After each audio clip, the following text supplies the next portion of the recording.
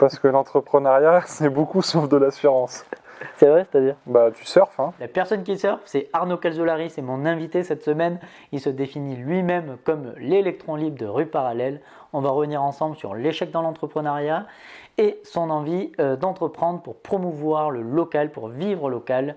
Je vous en dis pas plus, je vous laisse avec le jeu de la roulette. Jingle.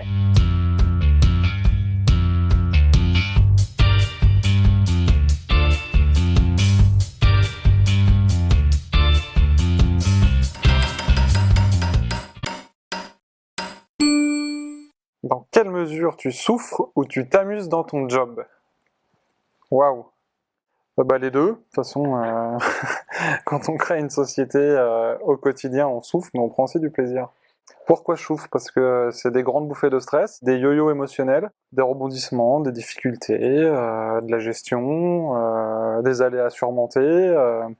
Faut être polyvalent, faut être un électron libre, ce que j'appelle souvent dans l'entrepreneuriat. Ça, c'est les côtés qui font souffrir, mais qui font aussi que c'est une belle aventure et qui est plaisante à vivre. On va faire tourner la roulette. Allez. Sur ta vision de l'entrepreneuriat.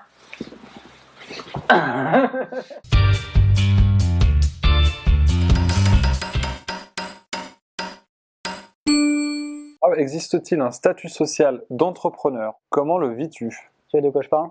Non, pas bien. En fait, avant tu étais salarié. Oui. Est-ce que l'image des gens autour de toi change ou a changé le jour où tu as eu un sentiment que les gens te regardaient différemment le jour où tu es devenu gérant en plus d'une société, d'une belle société? Je sais pas si leur regard envers moi a changé, parce qu'à la limite, ça m'intéresse pas. Par contre, je sais que mon regard sur le monde salarial, lui, il a changé pour moi. C'est-à-dire? Je me répète, mais salarié, t'as pas la vision large et en travers de la société. Et il y a des choses qui te semblaient peut-être évidentes auparavant, ne le sont pas forcément maintenant, dans le sens où, en tant que salarié, on n'a peut-être pas forcément en tête toutes les contraintes que peut avoir un dirigeant de société ou un gérant de société. Et aujourd'hui, je le mesure un peu plus, enfin bien plus, dans le sens où, comme je le disais, hein, il y a des contraintes, il y a des hauts, des bas, il faut être réactif.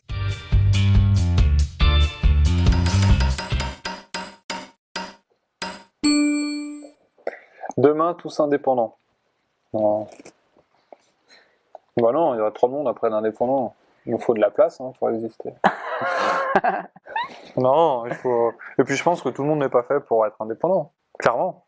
Parce qu'il faut quand même... Déjà, il faut l'envie. Tout le monde ne l'a pas forcément.